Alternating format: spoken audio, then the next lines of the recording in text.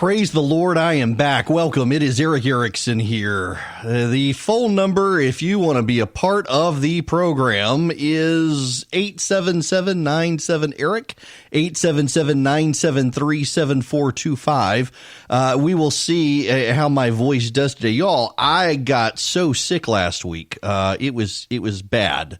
And so thankfully I am back on my feet, and we got a lot to talk about. So I laid in bed for 3 days and binge watched the extended cuts of Lord of the Rings, and I feel like Return of the King, Return of the Talk Radio Show host here at the Turn of the Tide. Goodness gracious, Iowa last night. I got to tell you, maybe we should have worried about something. You got a bunch of Democrats in a room talking about unviable candidates. I'm surprised they didn't have Planned Parenthood on standby.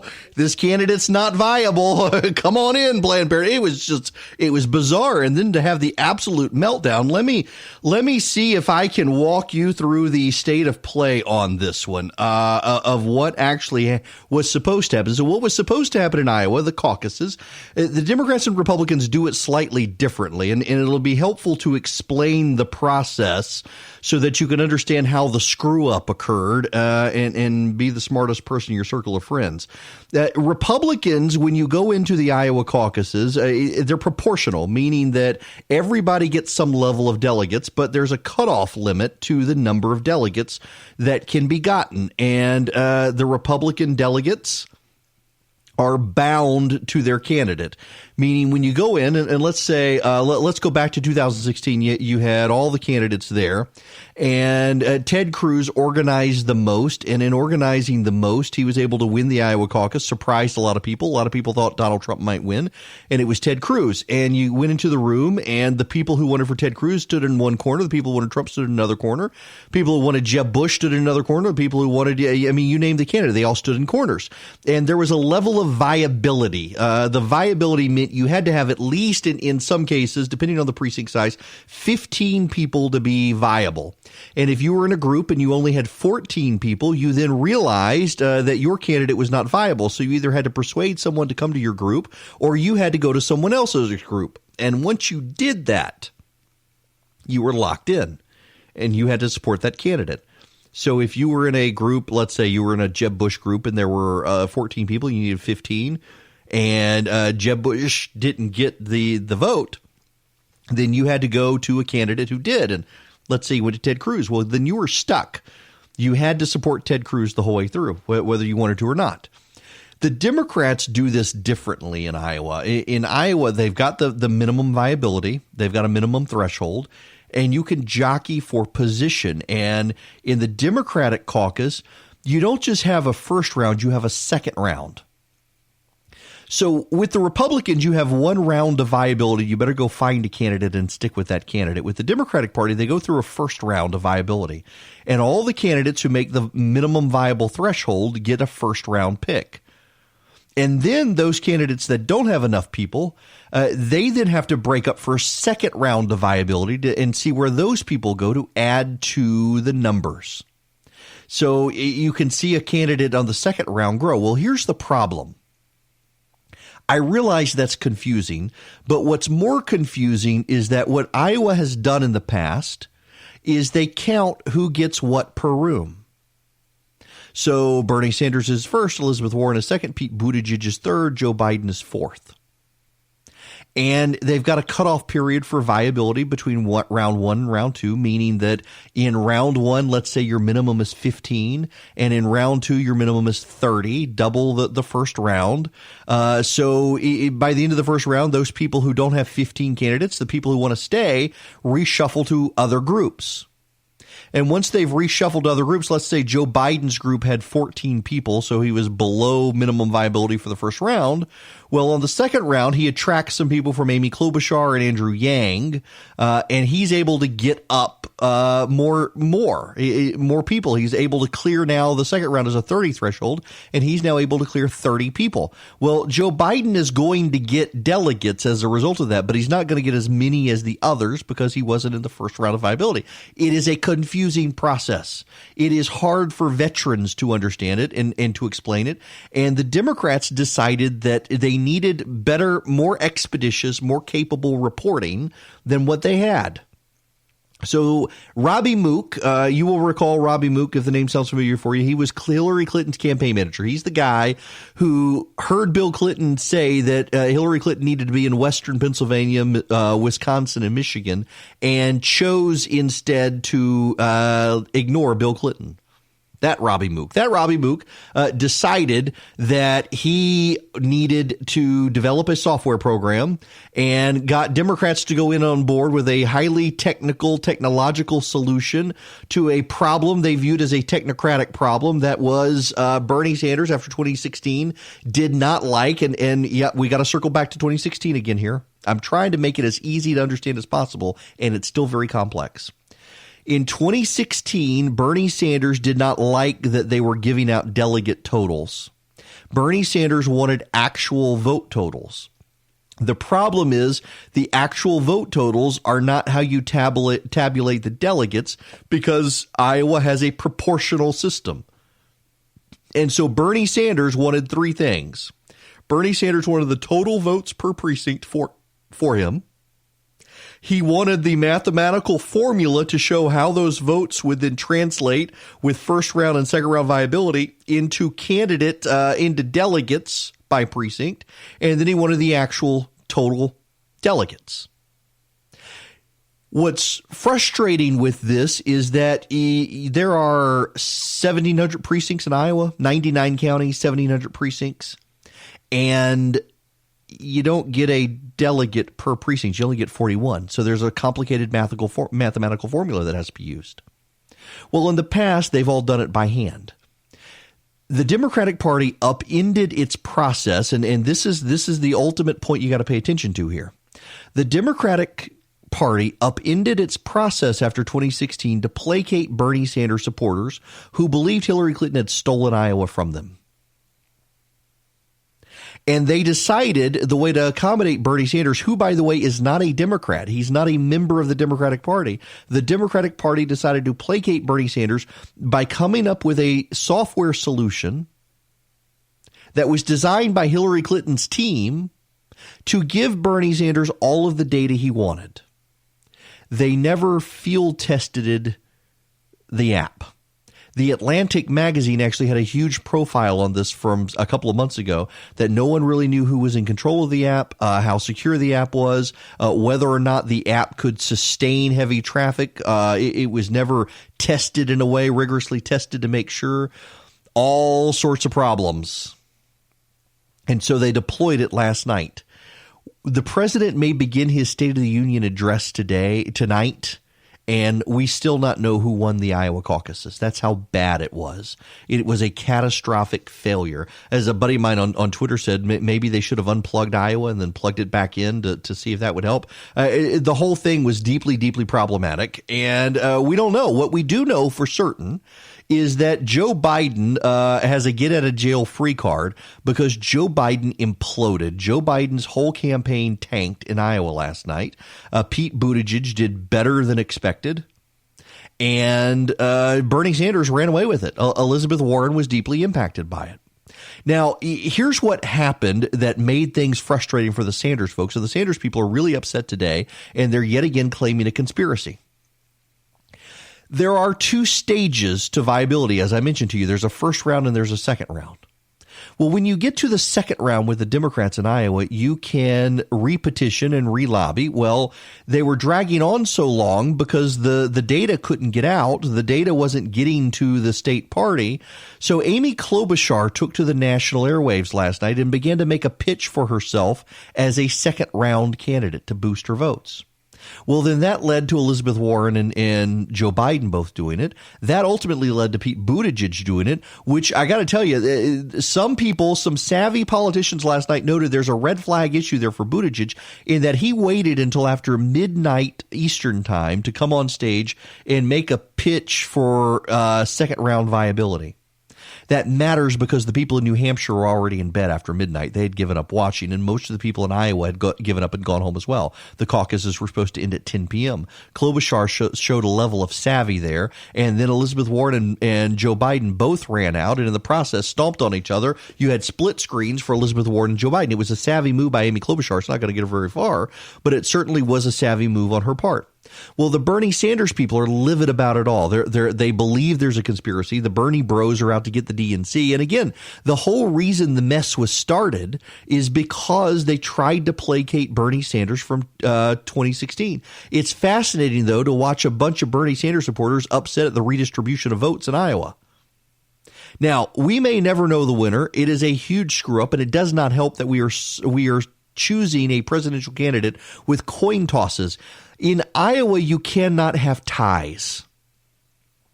In the Iowa caucuses, if two people get 20 votes and those are your top two contenders, then you have to have a coin toss.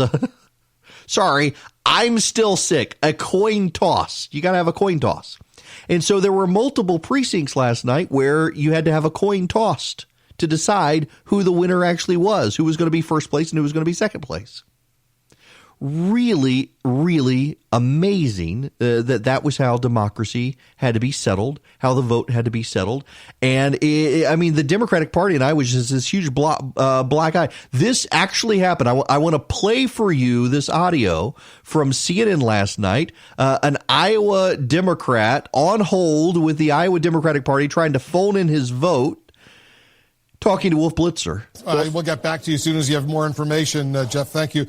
Sean Sebastian's joining us right now from Story County. He's a precinct secretary out there. What can you tell us about this delay in getting any results, Sean?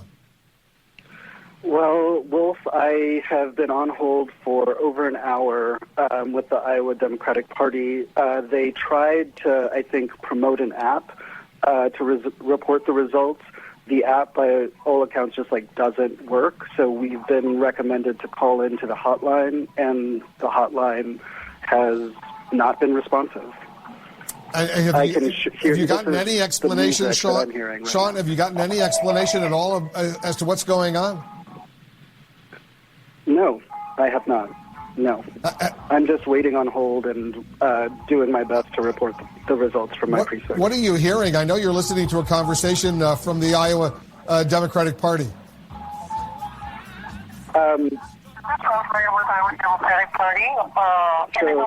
This is a real coincidence, Wolf. I just got off hold just now, so I've got to get off the phone to report the results. All right, go ahead. Report your results. Can we listen in as you report them, Sean? Yep. All right, let's listen. All right. Okay. Hi. Hello? They hung up on me. They hung up on me. Okay. I've got to get back in line on hold. They just hung up. It's so frustrating indeed. Sean, we're going to stay in close touch with you. Sean Sebastian from Story County out in Iowa, a precinct secretary. Just wanted to report the results of the caucus there, and clearly for an hour he was on hold, finally got through, and then all of a sudden not happening now. By the way, this didn't just happen to them. It also happened on MSNBC. Same thing happened on MSNBC. Rachel Maddow was talking to someone. The guy gets on hold, and they hang up on him. They hang up on him. Meanwhile, the Republicans are out there actually aiding and abetting the conspiracy theories. Here's Rick Santorum from CNN last night. I think they've taken a situation that... How do you verify? Well, I think, look, there may have been some problems in the transmission of these votes, but the fact that they're not providing any detailed information is a real problem for them, because it just leaves open your mind to if there was a problem, identify the problem, right. Tell what happened, here's what, and give details to give confidence that that's what's going on. But the fact that they're hiding the ball this late at night with the campaigns, and this just has, I'm sure, everybody worrying that there's more to it than that, and that could be a real, This is a perfect example of how not to handle a difficult problem. Yeah, no kidding. So a lot of Democratic voters believe there is some sort of conspiracy theory now, particularly Bernie Sanders supporters who want to believe conspiracy theories anyway. They believe the party is aligned against them, and they're not wrong on that. But this was a major technological problem last night. Talking about a collapse of institutions. I want to talk about that later in the show, this collapse of institutions. The Republican Party in 2016, the Democratic Party now. Absolutely bizarre. And on top of that, you've got now, you're moving into New Hampshire. Pete Buttigieg should be able to get a bump out of this, but it's not just them. You had the Des Moines Register and Seltzer poll collapse as well Sunday night, a harbinger of what would come on Monday. You need to understand that aspect of it as well. This was a colossal screw up in Iowa. They only have to do this once every 4 years. Maybe, just maybe, the screw up was so bad this time, we'll finally be able to say we can stop going to Iowa every 4 years. But good Lord, send in Planned Parenthood or something for this non-viable caucus on the Democratic side. So I need to explain to you the Des Moines Register poll. Seeing how my voice does here. Welcome back, by the way. It is Eric Erickson. Yes, I am back to the land of the living. Good gracious, was I sick. It's good to be back. I got to tell you, I was going to come back yesterday, and my wife all but ordered that I not come back, and my producer and I are both scared of my wife, so we did what she decided. But here I am today. What a day to come back. And one of the things that I would have mentioned to you yesterday and explained to you is the Ann Selzer Des Moines Register poll. They paired up with CNN this time, and you do need to actually kind of understand this. And I don't want to be in the weeds with you, but I want to actually explain stuff to you. And some of these things, I guess we could say, are harbingers of what's to come. The Ann Selzer polling is never accurate, but is always better than everybody else's poll. Meaning the Ann Selzer polling, she is an Iowa pollster and has been for decades. She is probably the most respected pollster in the country, and she will poll around the country, but Iowa is where she specializes. And she's been doing Iowa caucus polling for decades now. And an Ann Selzer poll is the gold standard because she polls more people. She was one of the first pollsters to realize she needed to start polling cell phones. She has a massive accumulation of people that she calls, and she does a very good job of polling not people who say they're going to go to the caucuses, but people who have actually gone to the caucuses. And that's very big because a lot of people say they're going to go, and this time we actually know that if you want some concerns for the Democrats headed into the general election, their caucus turnout was down. They actually had more people turn out in 2016 than this time. And in 2016, they only had two candidates. That should be troubling for the Democrats, that Republicans actually turned out well for one candidate. Democrats turned out poorly for a bunch of candidates. That's a problem for the Democrats.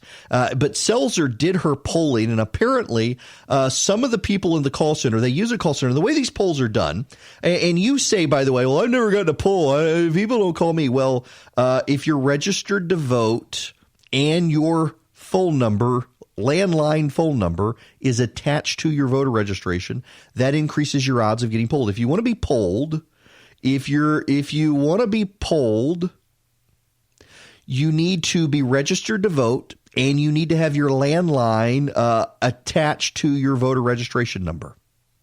That's how you're going to get polled, people. Not a cell phone, but a landline. Yes, they do cell phones now, but not as much. So in any event, so Selzer's polling, they use live humans to do the calls, and more than one call screener had the text blown up so much it cut off Pete Buttigieg's name. Now, what's so remarkable about this is that Pete Buttigieg came in third in the Selzer polling. It was Sanders, Warren, and Buttigieg. And remarkably, that's about what happened in Iowa. Pete Buttigieg had a remarkable surge in Iowa.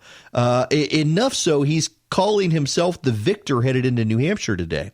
I'll tell you what the real story of Iowa should be that no one's paying attention to. Joe Biden wiped out, completely wiped out. Multiple suburban counties where Biden should have done well could not reach minimum viability.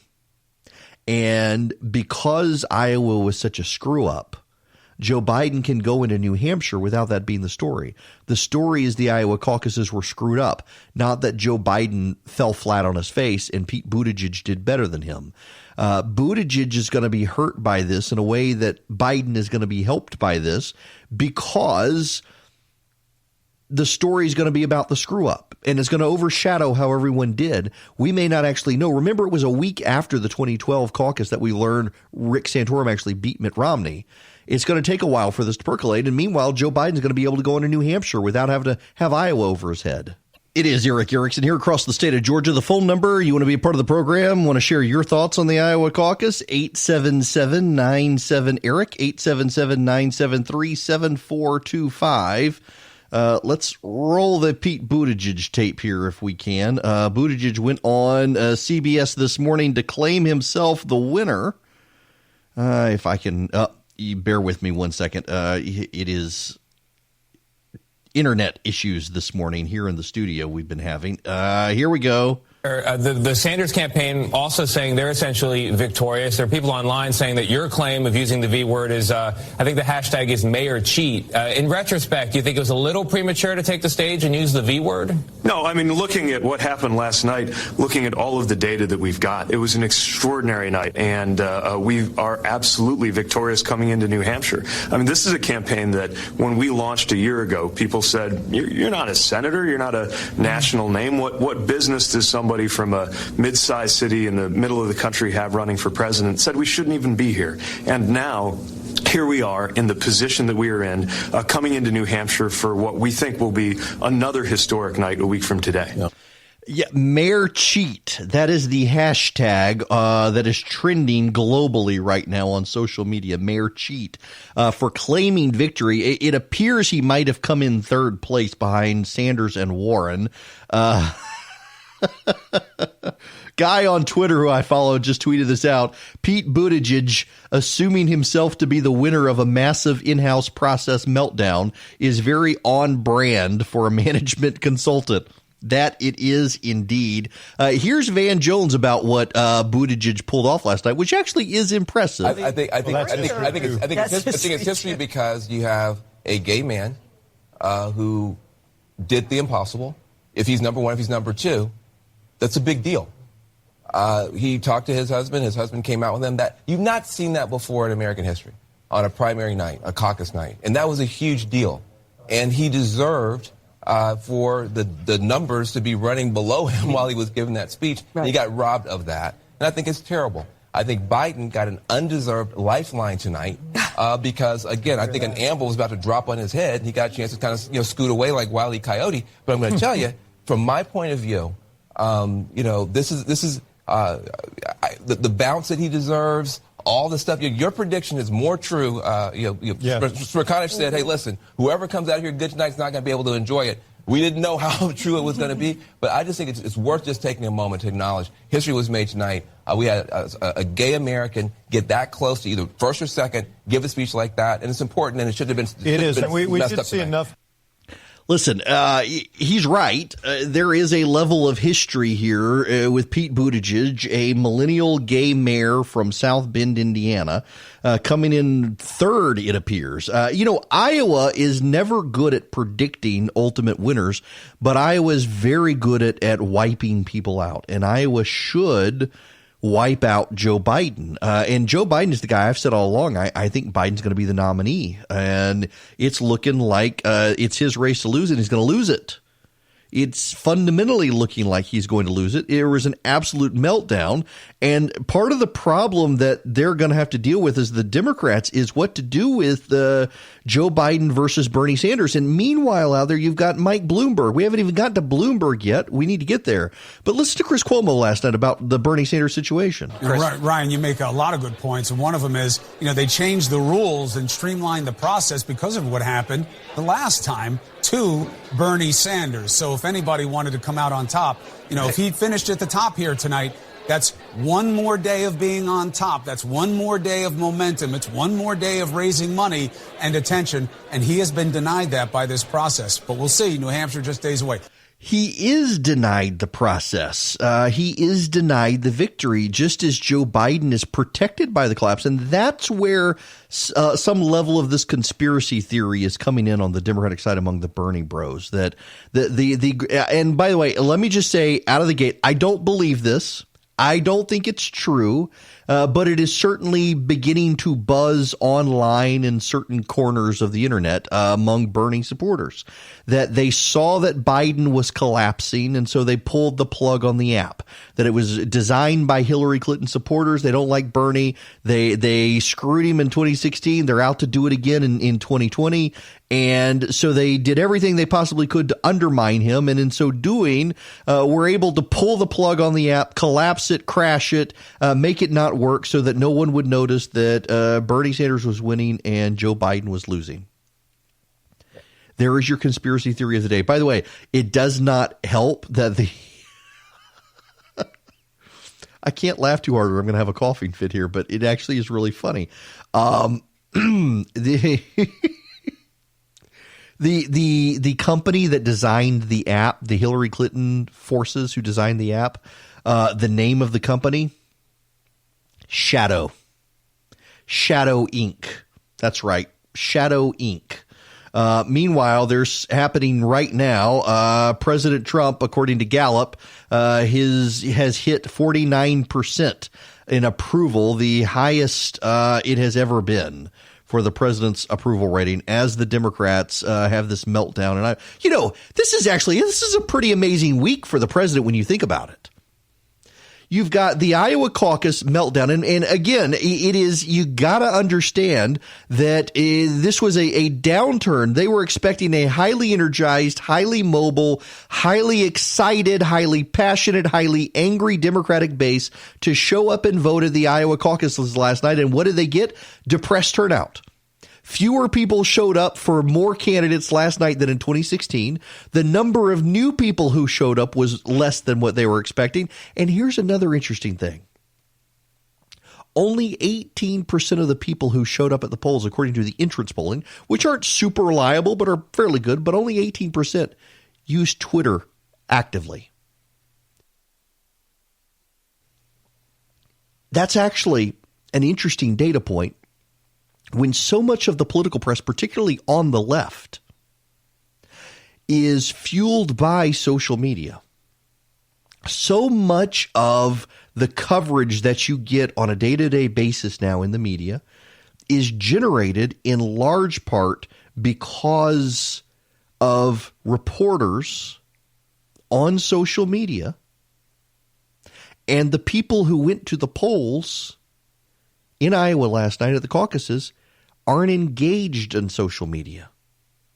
It's the remarkable disconnect there where you think, if you're on Twitter, for example, you think everybody else must be on Twitter and be in the little circle, and they're not. It's very interesting to watch. Now, I want to play a couple more audio bits for you, and you should know, by the way, I got I wouldn't say angry, but it was an aggravated email on Friday that I have been playing more audio, that the person would much rather hear me speak and analyze than play a lot of audio.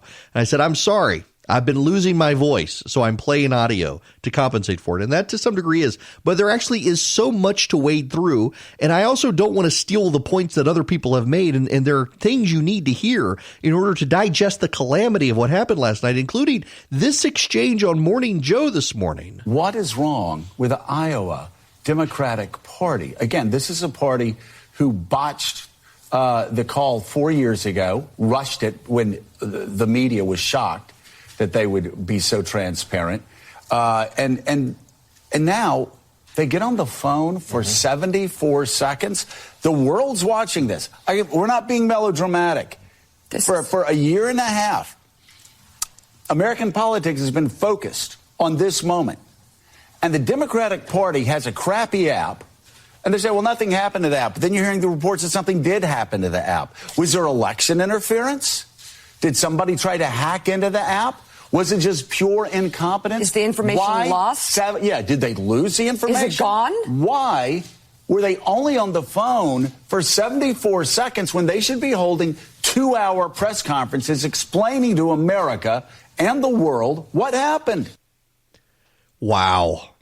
Yeah, and Chris Hayes' meltdown. This is really kind of a worst-case scenario, I think, for the folks that organize this caucus. The Iowa Democratic Party says it's simply a reporting issue, that it's not a hack or an intrusion, which I think is important to note here.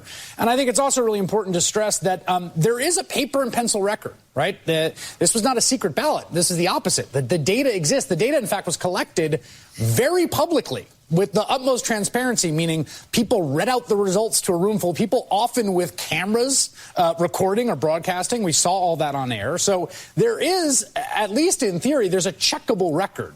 It's not lost. That said, the damage done is pretty significant, both for the confidence in the Democratic Party and for campaigns looking for a bump out of tonight's results. You think? Listen. I mean, talk about casting doubt on the whole process. One last audio bit for you out of this. Well, I got a couple, but this is the one I really want to play. Andrew Yang. A few minutes ago, I caught up with Andrew Yang, a candidate, when he arrived here from Iowa in New Hampshire. Do you have questions about the legitimacy of the process in Iowa when the results do come out? Are you going to wonder, hey, are these fair? Well, I'll certainly take the folks in Iowa at their word. I mean, I'm sure they would not have wished this kind of delay on anyone. And so, like the data, I'm sure will prove out. They have a record of most all of it. A lot of it happened in public. Andrew Yang came out this morning and said, this is why we need a president who understands technology. Like, I disagree with Andrew Yang about almost everything, but wow, he's such a genuine human being.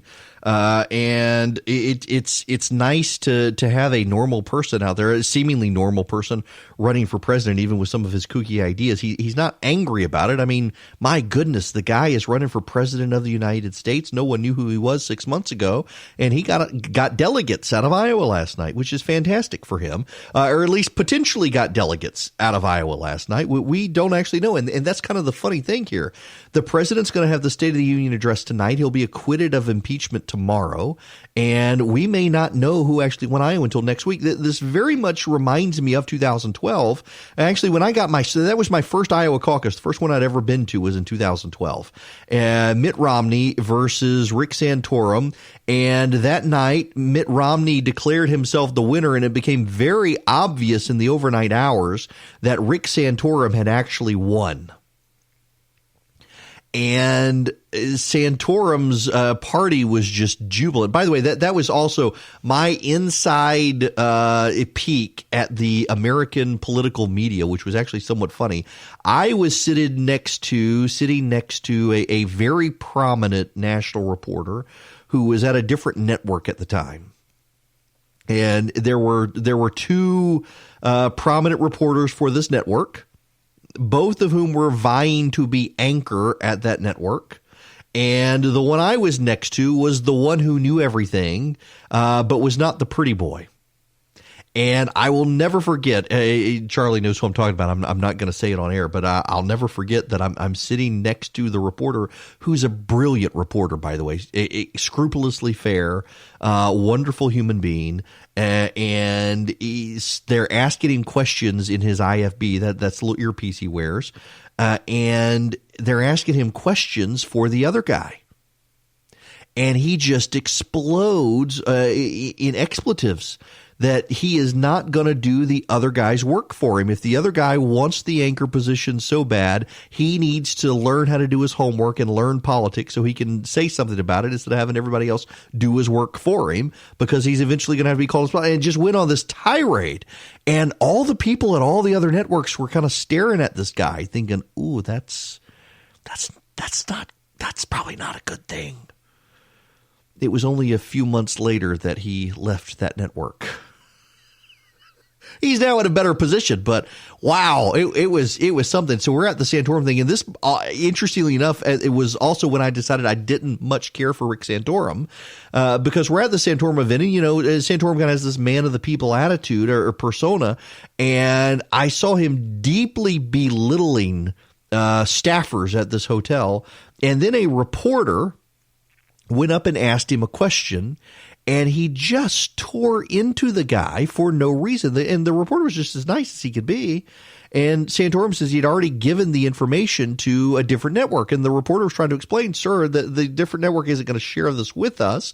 We're happy to give you more exposure on the story. And Santorum was having none of it. And I realize everyone can have a bad day, but that was the first of several encounters I had with Rick Santorum where he was absolutely belittling to people he had no business being belittling to, hotel staff and others. And I realized it was a stressful night for him, but still, I found it deeply, deeply unfortunate and have never really cared for the guy since. And everyone, oh, he's such a wonderful person. And I'm like, when nobody's looking and you're treating people that way, that says a lot to me. It was an eye-opening experience, though, hanging out in Iowa that night. Man, it was Alex Castellanos and I at CNN, and we wound up going back to the hotel bar like 2 o'clock in the morning. Mary Matlin and Donna Brazil had been there, and they had ordered us a pizza and beer.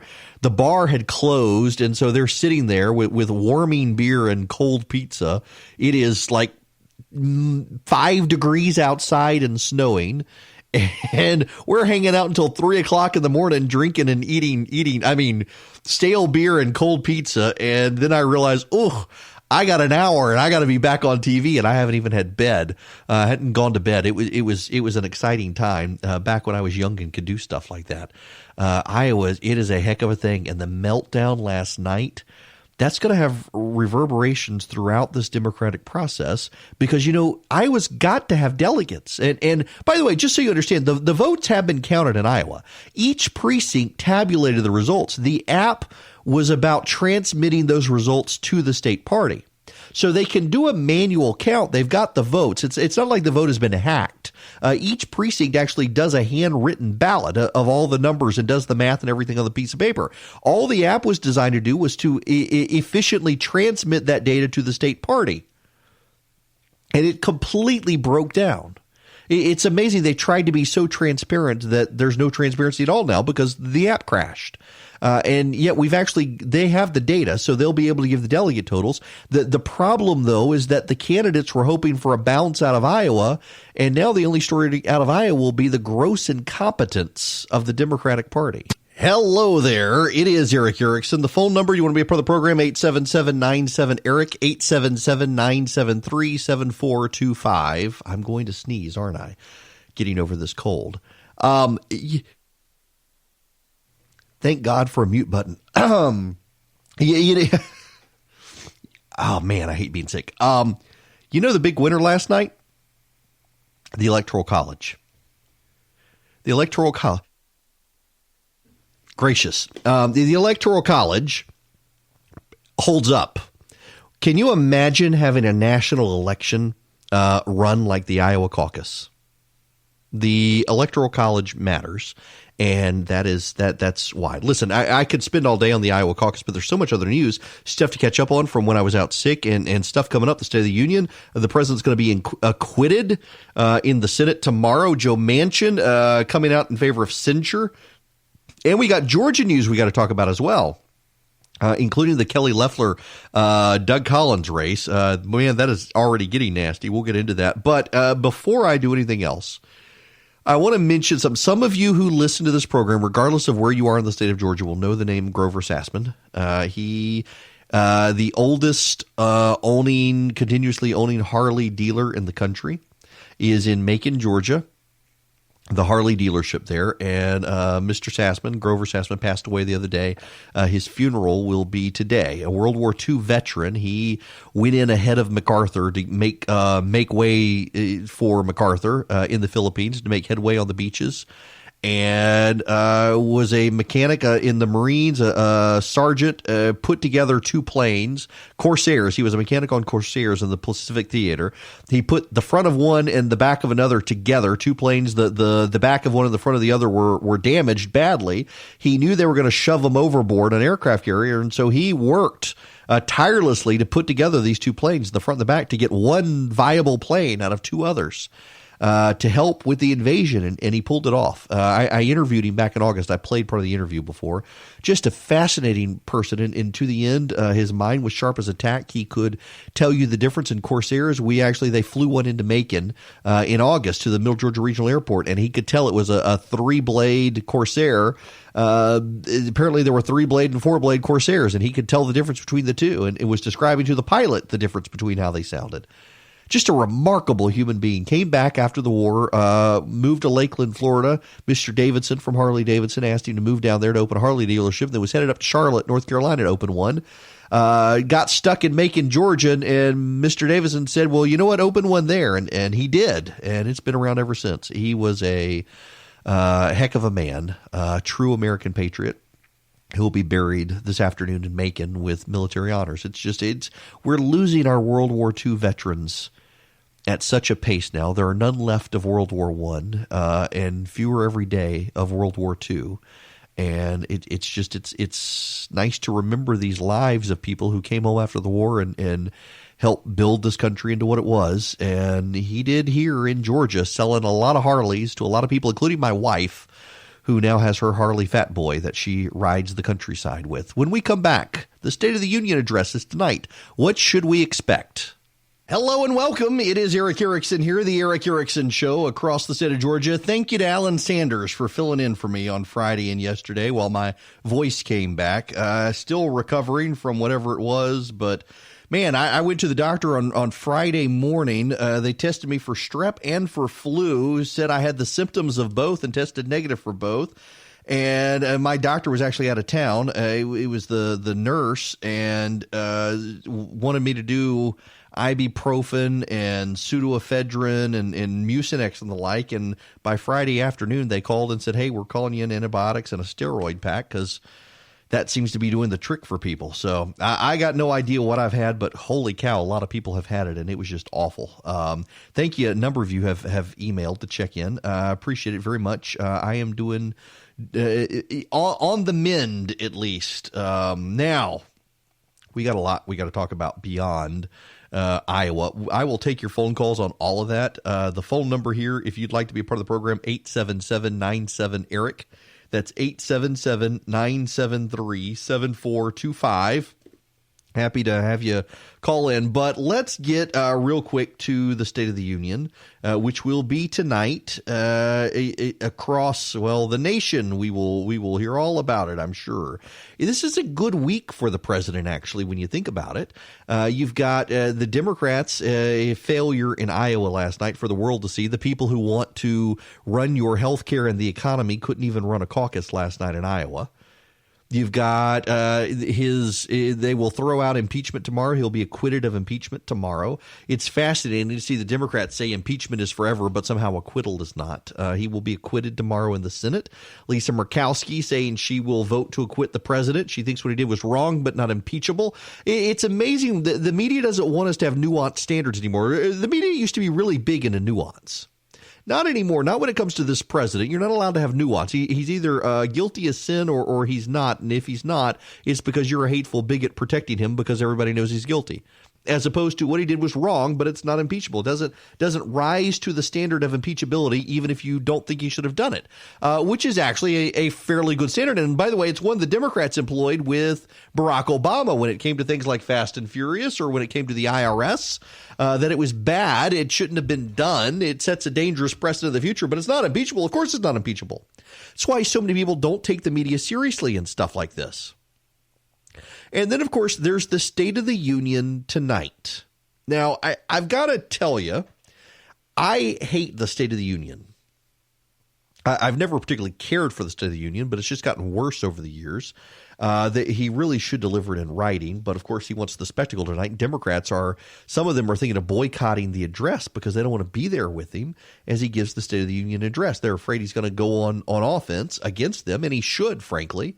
I don't know whether he will or not. It wouldn't surprise me if he did. It wouldn't surprise me if we see booing on the floor of the House with Nancy Pelosi letting them do it. We'll see. We'll see if they all rise above it tonight. I'm not optimistic. And if anything, frankly, I think it'd be fun at this point to see something like that. But the State of the Union is a great scam. It is the great American scam.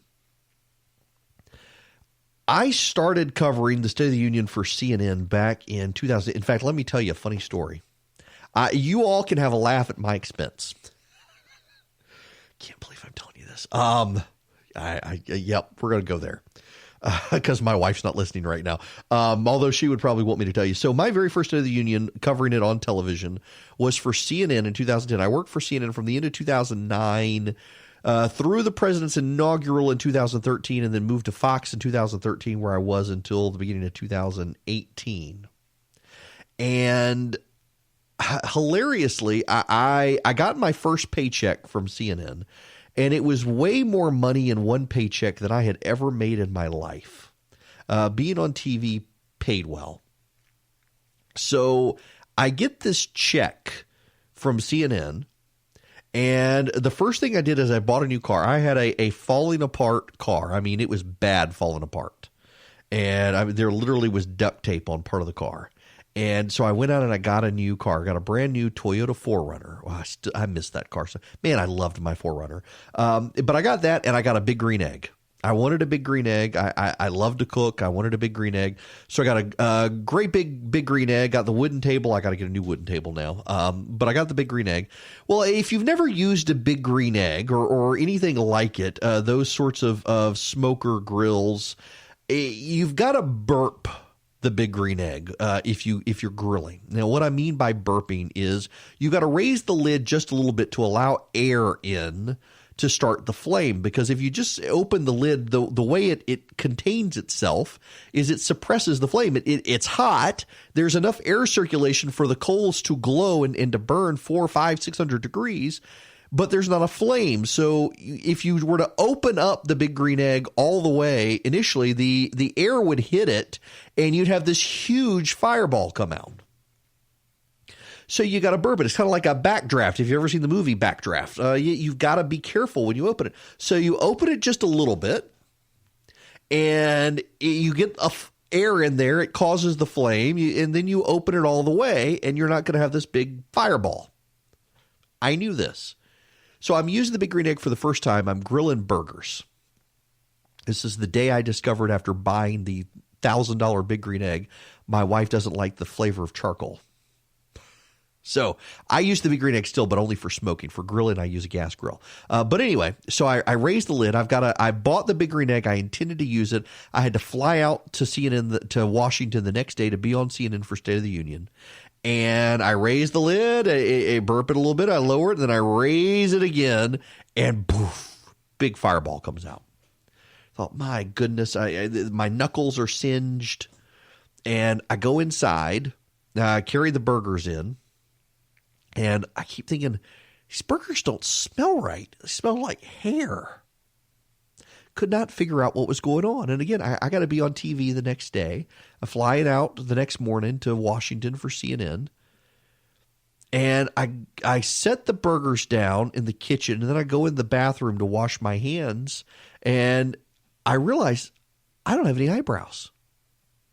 Not only do I not have any eyebrows, the hair at the front of my head is gone. I mean, there's nothing there. It is incinerated. I have no eyebrows. My eyelashes have curled up. And I have no hair. Like right at the front of my, right at the front. There is nothing. It is burned. That's what I was smelling. And I got to be on TV the next day. I went to CNN the next day to cover. It was my first State of the Union address. I had been invited to come to Congress to be on the floor. Couldn't make it, but was able to be in studio for CNN. A big deal. And I get into the makeup room, and the makeup artist looks at me. She says, "You are the first man I have ever had to draw eyebrows on." Sure enough, she had to draw eyebrows on me because I didn't have any. They were gone thanks to the big green egg. It was, oh man, it took them a while to grow back. It did. I had completely incinerated my eyebrows, and there I was on CNN, the only man on air that night who had painted on eyebrows. Thanks to my grill, everybody got a great laugh out of that. But that was the night I was so excited. I was going to cover the State of the Union address. And got to be on CNN. It was Barack Obama, 2010. Obamacare was headed into law, all this stuff. It was a celebratory mood for the Democrats, and I knew the Republicans were coming. It was going to be a big deal for the Republicans. I believe that was the Joe Wilson You Lie one too as well. So it was a big State of the Union address. And we said all sorts of big and fancy things. And it dawned on me 3 days later, I forget what it was, but I was on CNN and we were no longer talking about the State of the Union. No longer talking about the State of the Union address. We had moved on to something else. And that was kind of an aha moment for me. And I've noticed over the years since then that we pour vast amount of attention on the State of the Union address. Typically, if I wasn't sick, I'd do an evening show in Atlanta, and typically I would do an overnight show post State of the Union where we assess what happened at the State of the Union, the impact of the State of the Union. We take caller reaction to the State of the Union and the response, all that stuff.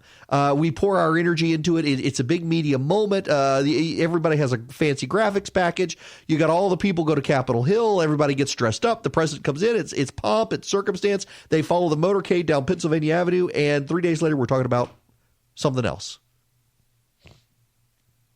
It is at this point a ceremonial waste of time. And this president in particular, and no offense to the president's supporters, but this president has inevitably killed a positive news cycle for himself after the State of the Union.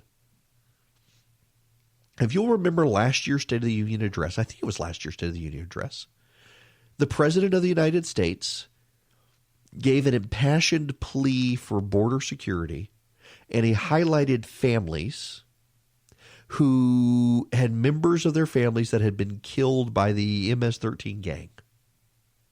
And he documented the brutality of that gang and how it takes advantage of open borders, the drug trade and the like. It was a powerful moment. And it actually drew bipartisan praise. The president's defense of border security and need to tackle this gang issue drew bipartisan praise. There was a Washington Post story about how MS-13 was invading local high schools in the Washington, D.C. area, and a culture of fear was coming over certain poor high schools, and certain kids were moving into the gangs. It was public schools were becoming a training ground for the gangs, and the president was right, and he needed to do something. And by the end of the week, the president had crapped all over somebody on Twitter, and everybody forgot about the State of the Union address. His impulsiveness and lack of self-control ruined the news cycle. And he did himself a disservice in his Twitter attack. And I can't even remember now who he was attacking on Twitter. And it wasn't CNN. It was somebody the president went after, and it gave the media license to abandon. Now, they were going to abandon it anyway. But he could have made it to the weekend. And had the president made it to the weekend with State of the Union, it would have been the dominant prevailing conversation on the Sunday shows. So he could have gotten an entire week's worth of news out of the State of the Union. And instead, he went on the attack on, I think it was something about the Mueller investigation. And he went on this huge attack, went on the warpath, and it completely overshadowed the State of the Union address.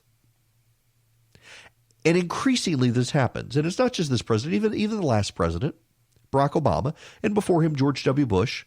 We could go a week and then we would move on. Now we're moving on the next day. And this week, of course, it is almost designed to ignore the State of the Union. We will still be, when the president takes the podium tonight at the State of the Union, we will still be trying to figure out who won Iowa. And then tomorrow, it'll all be forgotten because he will be acquitted of impeachment and the Democrats will be losing their minds on television. So this is a State of the Union that is not going to be well remembered, I would suspect. Now, of course, that means I'm going to be wrong. This is going to be the one that everybody's talking about forever. But if the pattern stays, we'll be moved on from the State of the Union by Thursday. Really, in this case, we'll be moved on from the State of the Union by tomorrow because of impeachment. And we'll go through all the pomp and all the circumstance. We'll go through all the high-minded punditry and rhetoric and everything else, and tomorrow we'll have already moved on and forgotten it. We live in an ever faster pace of society to begin with, and in moving on to this faster pace of society, And moving on to these news segments, it takes a lot of discipline in Washington, D.C. by politicians to maintain their focus. And this president, more than most, lacks the discipline to maintain focus. And now with the news cycle as well, he can't help it. And it's just it seems like we're going to give it way more attention than is due, given how quickly everyone's going to forget the State of the Union address by next week. It is Eric Erickson here. The phone number, if you want to be a part of the program, 877-97-ERIC, 877-973-7425. Don't forget to sign up for our activist army. More and more important these days as the news tends to get overshadowed, and I can keep you guys informed of what's happening on the ground around the country. Text the word ARMY to 33777. Text ARMY to 33777. And at the bottom of the hour, with the State of the Union tonight, my buddy Phil Kerpen from American Commitment is going to stop by. One of the things the president wants to focus on in the State of the Union today is health care. And you should be advised, if you are familiar with the AARP, that it is essentially now, it looks like, taking money from certain healthcare organizations to push their plans, and they are inevitably the Democrats' plans, which is not a good thing. So just be advised. Now, I want to put in perspective where the president is in the run-up to the State of the Union. Gallup has job approval numbers out today, and this president is at an all-time high for him at 49%. On the same day in 2004, George W. Bush was at 49%. On the same day in 2012, Barack Obama was at 45%. So this president is doing better than where Barack Obama was for re-election at the same time. He's only 3 behind Clinton. He's got 9 months to go to election. Clinton was at 52, Bush 49, Obama 45, Trump 49. George H.W. Bush lost re-election. His support was at 47% at this time. Carter was at 58, and he lost at Reagan 55. So you can only put so much into the numbers, but still an interesting benchmark for all the people who think, this president for sure is toast. Not necessarily. And he's got a way to reset and recalibrate with the State of the Union tonight. He wants to focus on immigration. He wants to focus on national security, and he wants to focus on health care. Those seem to be his big 3 things. But one of the other things he intends to focus on is criminal justice reform. You probably heard the Super Bowl ad where he really is leaning into criminal justice reform as a way to pick up black support. This is the lady, Alice Walters, I believe her name was, who was in jail for a long time. Kim Kardashian lobbied the president to pass criminal justice reform to let her out. She was at a lifetime sentence for nonviolent selling of drugs.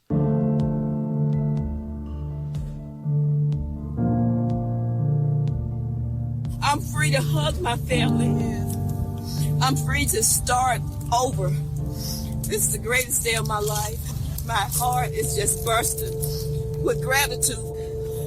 I want to thank President Donald John Trump. Woo! Thank you. I'm Donald Trump, and I approve this message. Yeah, that was a powerful Super Bowl ad. If you missed it, Google the president's ad. People knew the president was going to put an ad in the Super Bowl.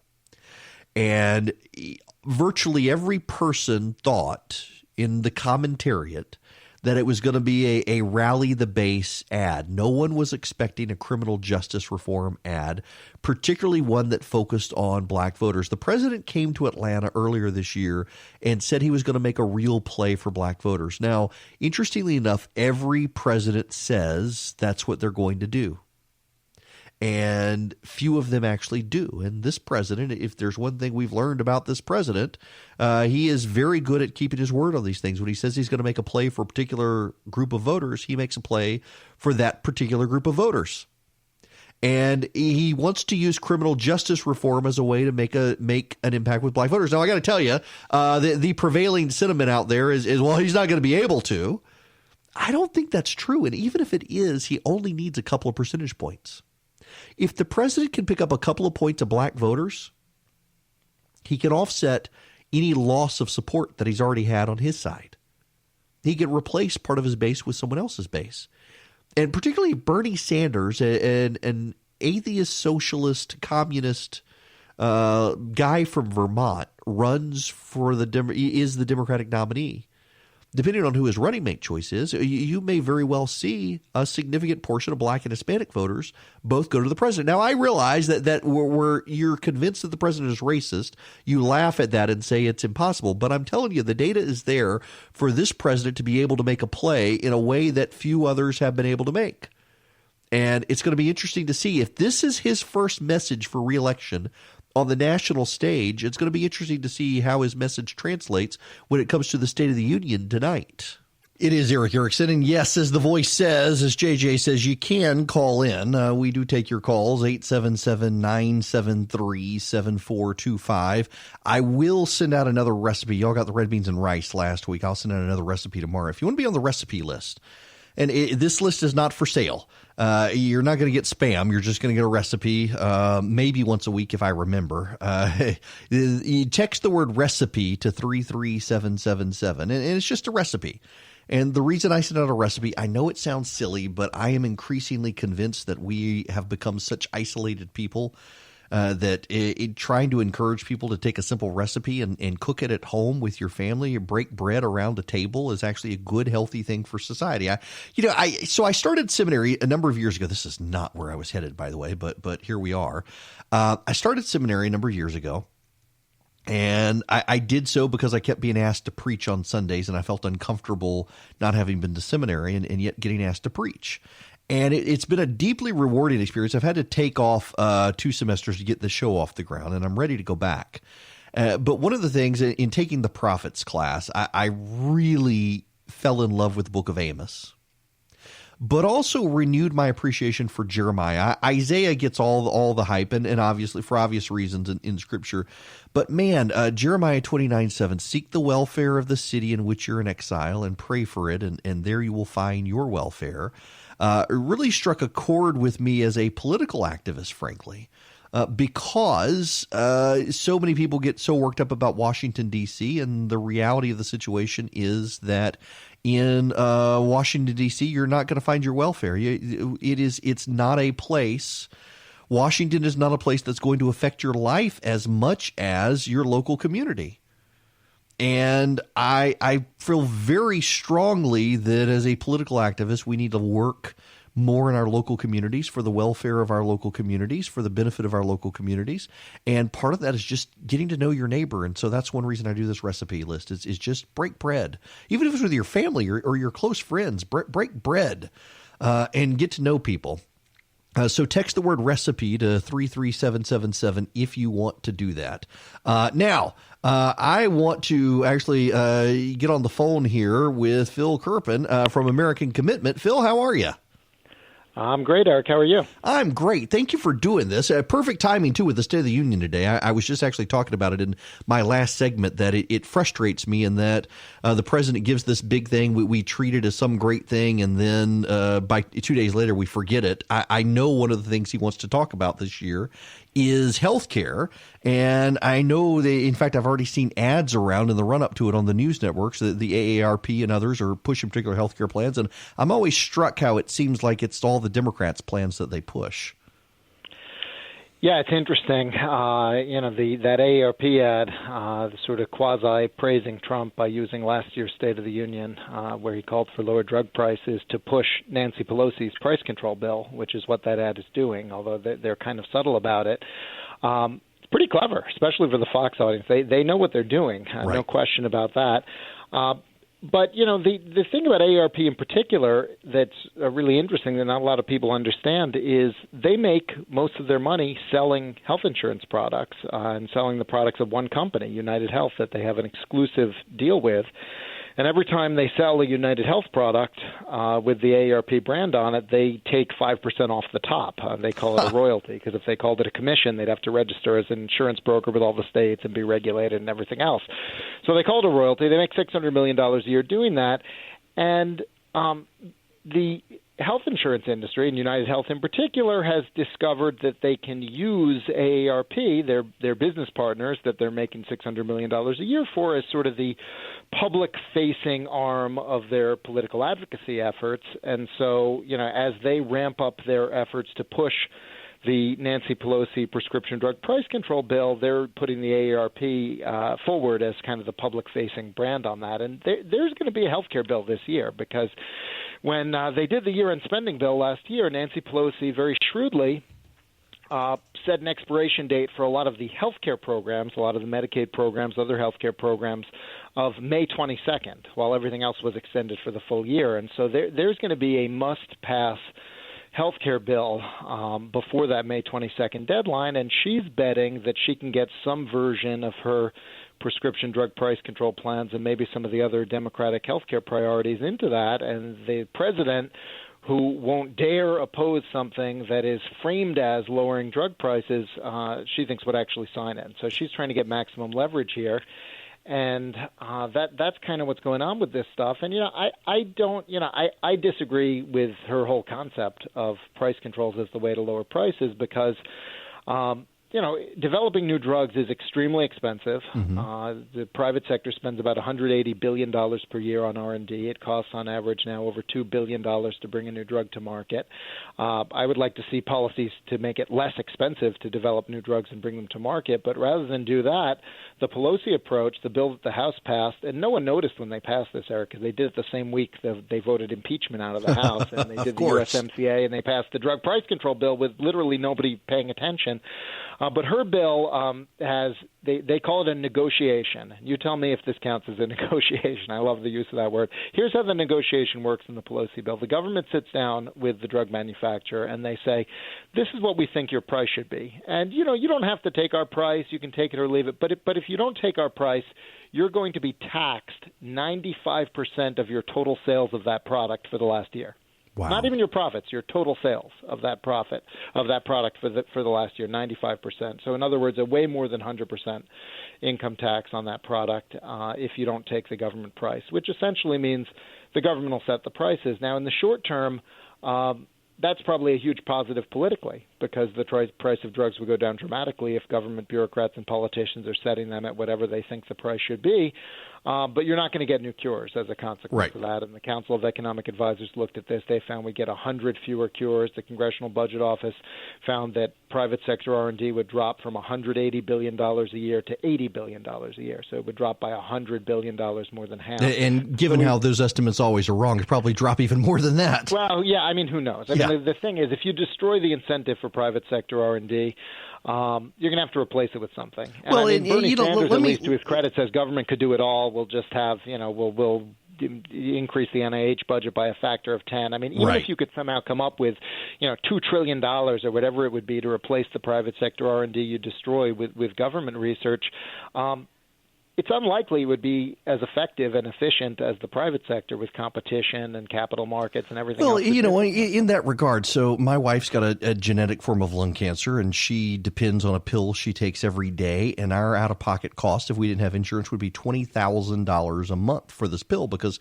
there are very few people on planet Earth who need this pill, and yet they developed it, they researched it, they're researching because her cancer mutates every few years. They're developing the next round of drugs for the next mutation. And there's no way the government would do this because the people with more common cancers, I suspect, would be lobbying the government for attention if the government were to be involved. And there's no way that the private sector would develop this medicine if the government said, well, you can't charge that much per month for this pill. Yeah, I think that's right. And, the president has identified a real problem, though. And, if you saw the clip they used from last year's State of the Union in the AARP ad, the problem is that the other rich countries basically get a free ride from us. Yeah. We're paying for the medical R&D. And Europe and Japan and Canada, they're not because they do have government price controls. And I think their philosophy is, hey, if Americans are paying for all the R&D, great, we don't have to. Yeah. They get a free ride at our expense. And it's a very vexing problem because if we just say, hey, we'll just copy them and do what they do, they won't be getting a free ride from us anymore, but we won't be getting the medical innovation either. And what you really want is a solution in the trade context where we negotiate and use our leverage in other trade areas to get these countries to loosen their price controls and pay more and cover some of that R&D cost so that we can pay a little bit less of it. And the remarkable thing is, when I say that, and I've said that kind of since the beginning of the Trump presidency, that was the best approach. The pushback you always get is, hey, no country's ever going to agree to pay more for drugs, so that's hopeless. But the crazy thing is, we actually did convince Canada and Mexico to pay more for drugs, biotech drugs in particular. In the USMCA, we got them to agree to 10 years of data exclusivity for biotech drugs, which means a longer period of time in which there's a monopoly for the innovator and they can charge high prices. And Nancy Pelosi demanded that be taken out. And so we finally got a concession from other countries to pay more for prescription drugs. And Nancy Pelosi, in her hatred of the drug companies, doesn't even want them to make more money from other countries. She demanded that be taken out, and it was taken out in the final USMCA. And so it is possible to get concessions from other countries if you really take a hardball approach to this. And the bill that I really like, and I would love to see the president support tonight, I don't know if he will or not, I really like Mark Meadows' bill on this, which creates a new special envoy inside the U.S. Trade Representative's office to focus specifically on the issue of breaking foreign prescription drug price controls, and gives the president the power to impose countervailing duties on countries that don't do it. And, as a free trader, I don't like the fact that President Trump would almost certainly use that power if he had it. And, we would have the near-term downside of, whatever tariffs or countervailing duties he imposes. But it would give the leverage, I think, to actually get deals to get other countries to pay more. And, we should want to pay less without undermining that incentive for R&D. And for that to happen, we've got to get other rich countries to pay more.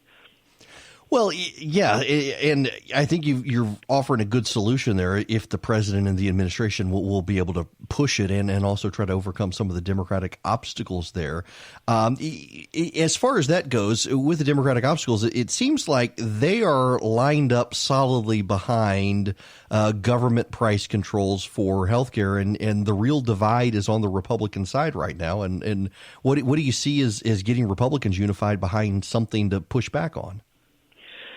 Well, I think you have to give the House Republicans a lot of credit, because when the Democrats did this that week when nobody was paying attention and didn't notice, they actually had a pretty good Republican alternative that sort of packaged a lot of the ideas from Republicans for lower drug prices, but without undermining the incentive for R&D. And it did include that Meadows bill. It has a lot of other measures in there, including calling for rebate reform, although it was sort of a soft version of that, but I think that's very important. And, the challenge is they've got to get those messages out, and they've got to get the president to buy into them. Frankly, I think that President Trump is so committed to lowering drug prices in some visible way before the election that if Nancy Pelosi's bill did pass the Senate, he would sign it, notwithstanding his own advisors saying it would, reduce the number of new cures developed dramatically. Right. I think he really wants an accomplishment on this issue, and that makes this a very volatile, dangerous kind of area.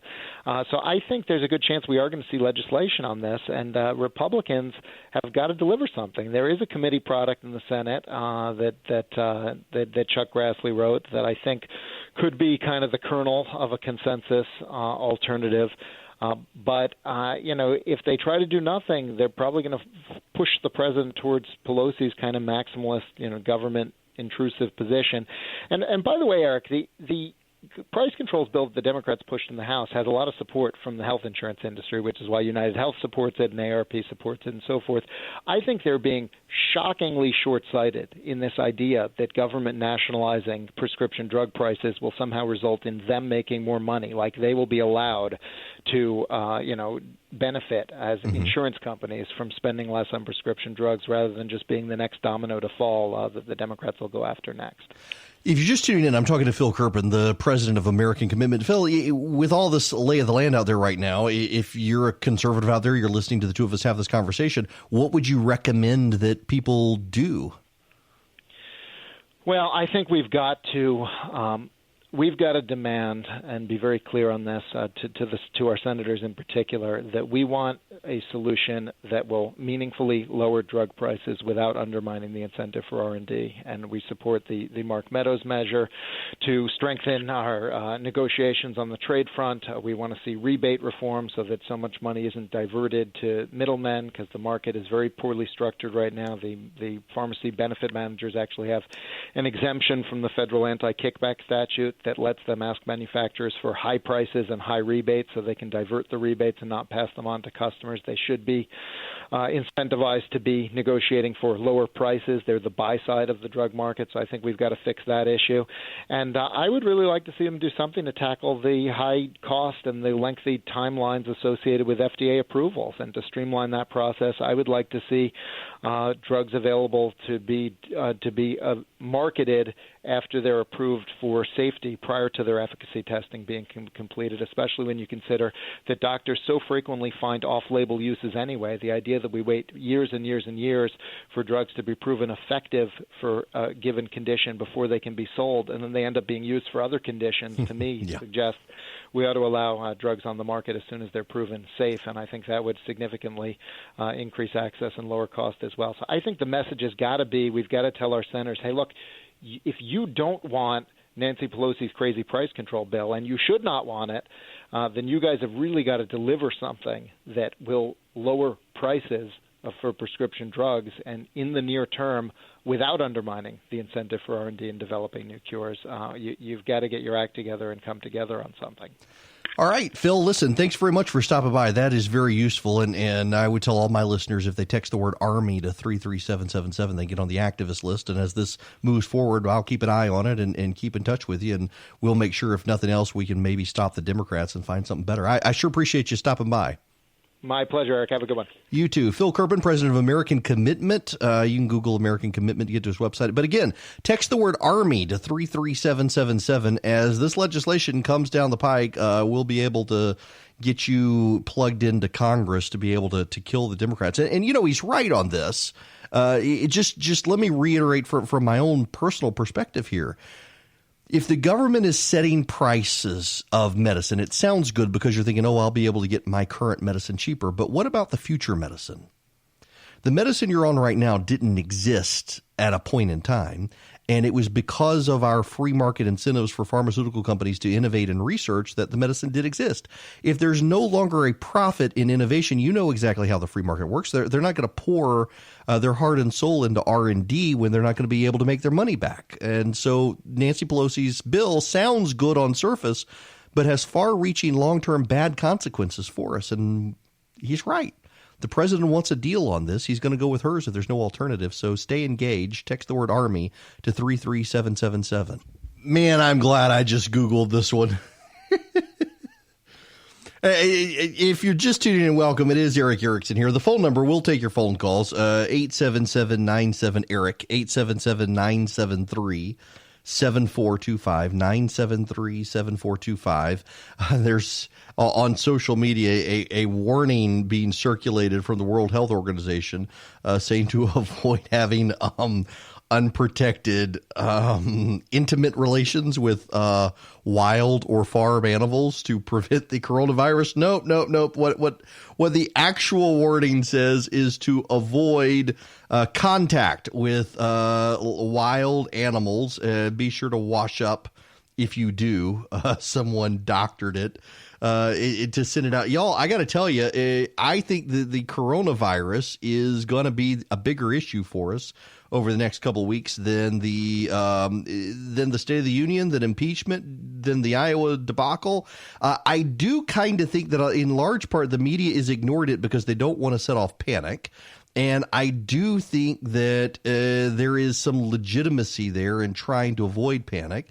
And there are so many other things out there that are bigger and more pressing. But at the same time, we've now got 20,438 cases in China, 427 deaths.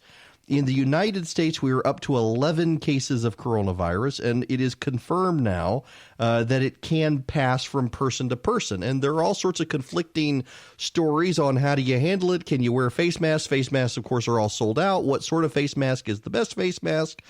And on it goes. China, there was undercover video in one of the Chinese hospitals where they were just piling up body bags. And the person who sneaked that video out has been arrested and detained by Chinese authorities, who are finally allowing the Americans to come in and help them, which is pretty telling here. We constantly hear from people in the media, there is an infatuation on the American left with China. Particularly among elite in this country, and not just of the left, there is a fascination with China's command and control environment and economy, and how the Chinese government can snap its finger and make things so. And yet, here we see that in those situations, all of the oohing and ahhing over the Chinese healthcare system originally has shown that it doesn't live up to hype. The Chinese healthcare system is not good. You had a bunch of people dazzled yesterday that China was able to build a hospital in 10 days.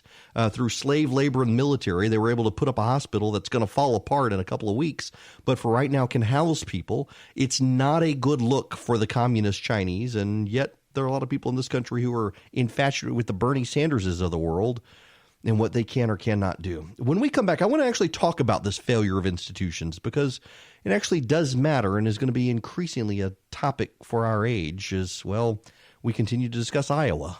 Well, we still don't know who won the Iowa caucus. Welcome. It is Eric Erickson here, the Eric Erickson Show across the state of Georgia. Things not going well for the Democrats today. Let me play some of Ron Brownstein on CNN from earlier this morning. By the way, Buttigieg is now walking back his victory claims. We'll get there, but first it's this. Staggeringly embarrassing and really unacceptable for the Democratic Party. I mean, I think caucuses were teetering on the edge. We're down to, I think, 3 of them left. I mean, the idea that something this important, the first contest in the Democratic race, which in the last 4 Democratic contested primaries, the Iowa winner has gone on to win. The idea that something that important should be conducted in such a haphazard way, there should be like a Sharpie rule, like any election in which people are writing with Sharpies at 1 in the morning is not an election being run with sufficient precision to, for the consequences that we have.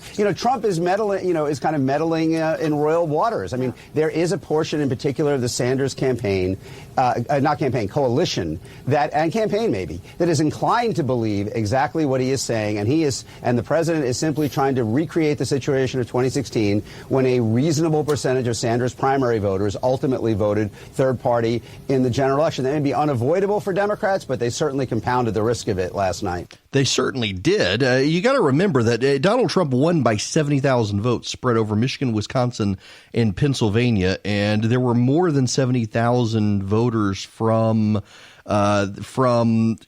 Bernie Sanders camp who voted third party or voted for Trump in 2016 as a protest against Hillary Clinton. Now you've got Harry Inton from CNN and looking at the polling and realizing there's a problem for the Democrats moving forward. And in terms of news for the Democratic Party writ large, the turnout was not particularly high. No, it wasn't particularly high. So if you go back to 4 years ago, what the Iowa Democratic Party has said is it's about the same exact turnout. That is not particularly good. It's not as strong as it was in 2008. There's supposed to be all this excitement around the Democratic Party wanting to beat Donald Trump. And this isn't the only data point that shows that. If we look at the special elections that we've seen so far in 2019 and 2020 and compare it to the 2016 baseline, what we see is that Democrats are overperforming at a lower level than they did between 2017 and 2018. So when you take those two data points and put them together, maybe there's a little bit of enthusiasm problem for Democrats going forward. Yeah, what he's saying is that there was this massive turnout spike for Democrats in 2017 and 2018. And that turnout spike has collapsed now. They're burning out of the energy. They're burning out of the rage. Well, fueling some of the rage today is Pete Buttigieg, who has gone on television, declared himself the victor, and it's not going over well for Pete Buttigieg now nationally. I want to play you some of his interview from CBS this morning where he talked about this, and he's now walking it back, having said this first thing this morning. And let me set the stage for you here, just so you understand. Pete Buttigieg looked to be doing better than anyone expected last night in Iowa. It looked like Buttigieg would have come in third behind Sanders and Warren. That would have made Pete Buttigieg the establishment candidate. He would have trounced Klobuchar. He would have trounced Joe Biden, and Buttigieg came in third. It appears he will have come in third. So he rushed to the cameras and declared victory, and he went on CBS News this morning also to declare victory, and it's not going over well. Now, first, listen to what he said this morning. Yeah, we heard you say we're going on to New Hampshire victorious, but how can you do that when the official results are not in? Shouldn't you wait? Well, we have the results from our organization, and if you look at what we were able to do, what happened last night, the fact that this campaign was able to gather support in urban, suburban, and rural areas alike, in counties that Hillary Clinton won, counties that Donald Trump won, we are thrilled and absolutely consider that a victory.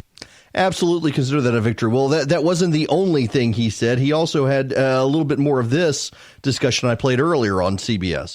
The Sanders campaign also saying they're essentially victorious. There are people online saying that your claim of using the V word is, I think the hashtag is mayor cheat. In retrospect, do you think it was a little premature to take the stage and use the V word? No, I mean, looking at what happened last night, looking at all of the data that we've got, it was an extraordinary night, and we are absolutely victorious coming into New Hampshire. I mean, this is a campaign that when we launched a year ago, people said, you're not a senator, you're not a national name. What business does somebody from a mid-sized city in the middle of the country have running for president? Said we shouldn't even be here. And now, here we are in the position that we are in, coming into New Hampshire for what we think will be another historic night a week from today. No. What do you say now to people who, when the results come in, are now questioning the integrity of the results?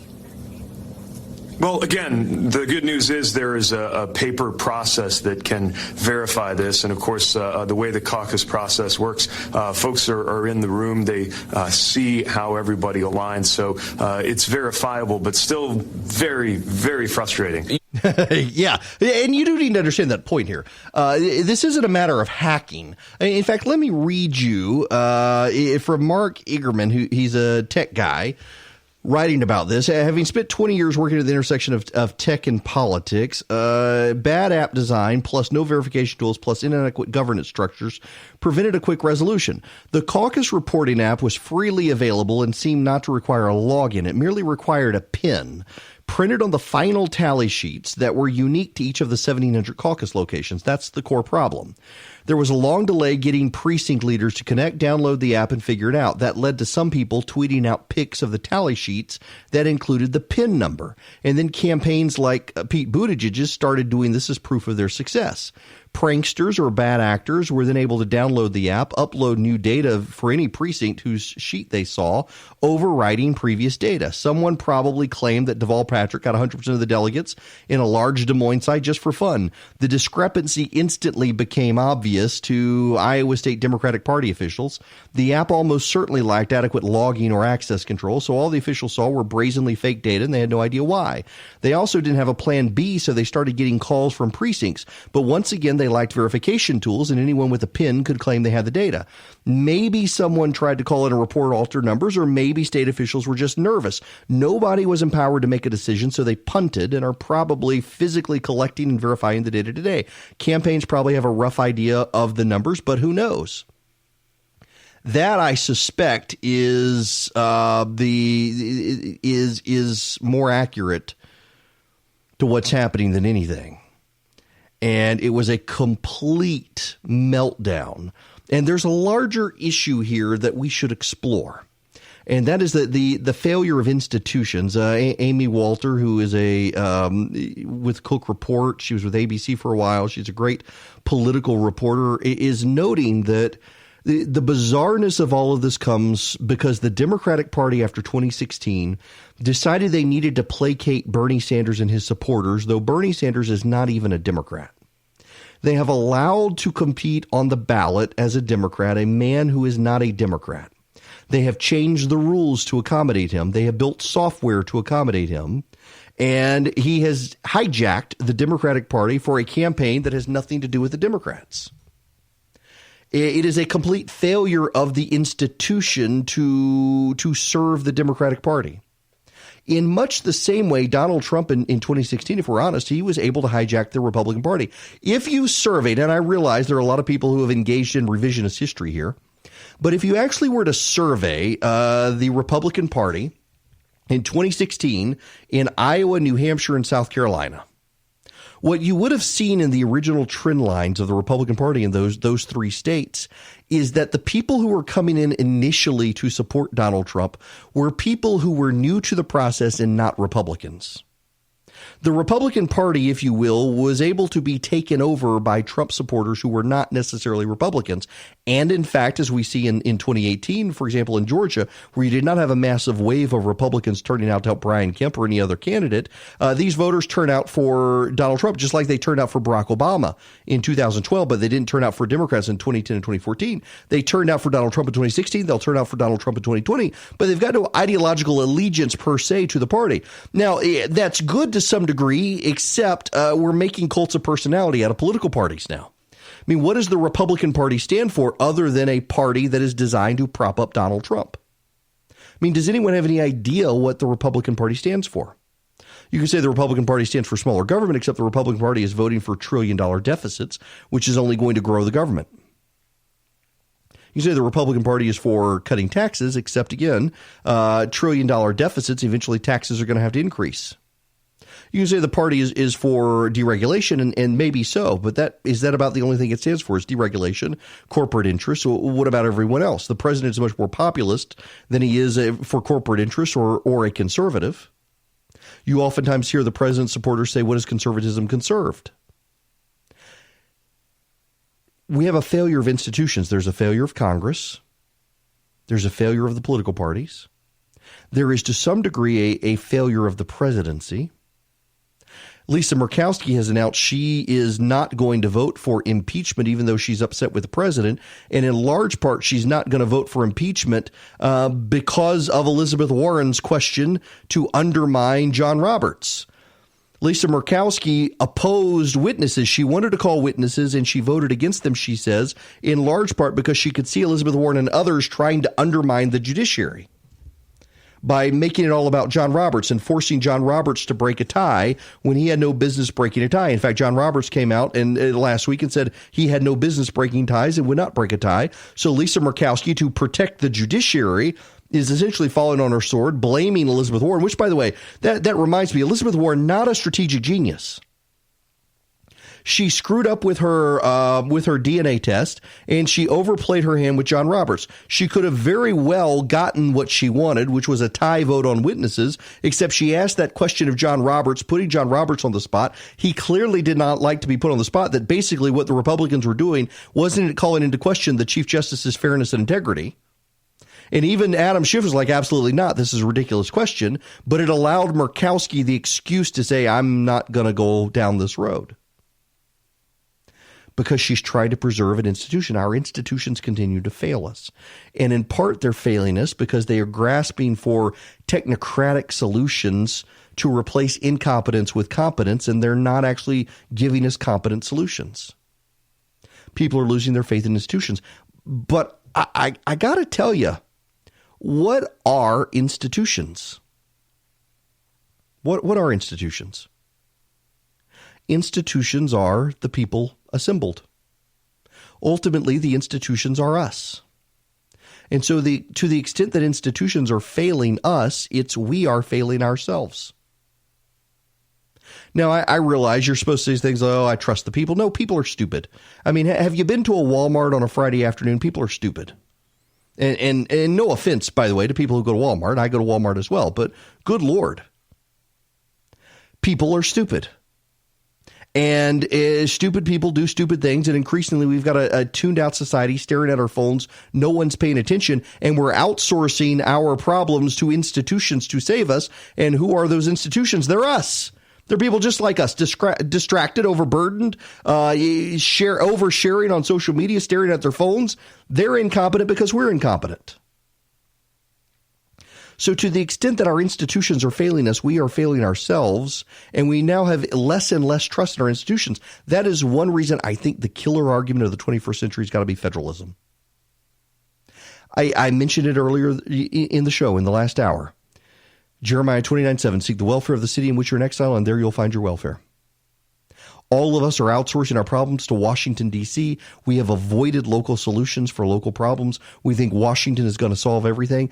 For a society of 350 million people, it is impossible for Washington to solve everything. And what we have with our great cultural fights of the day are the left and the right fighting over ideas of cultural homogeneity, when in fact we are a heterogeneous nation of mixed people, diverse groups, diverse tribes, diverse clans, diverse societies, diverse cultures across a massive nation.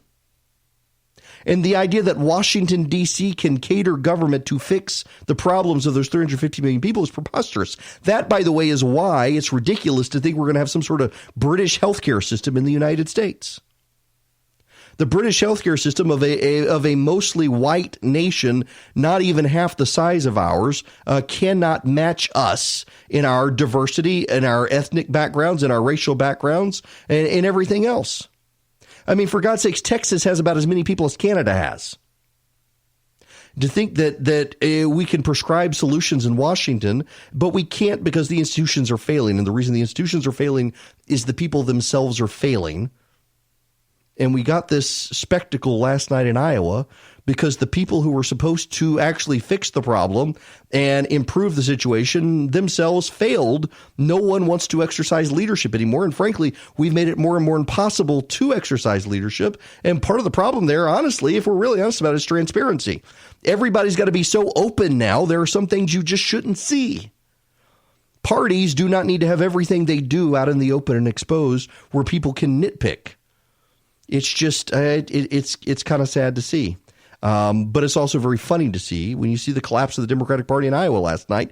But what happened with the Iowa Democratic Party last night is not a problem of just the Democrats. It's a problem of institutions across the board. Oh, I hadn't thought about this. Liam Donovan on Twitter, who's an outside consultant, has worked within Republican politics. He just tweeted this out, a piece I would read, how the caucus debacle and the broader decline of Iowa's swing state status jeopardized the primacy of King Corn. That's one of the big issues here.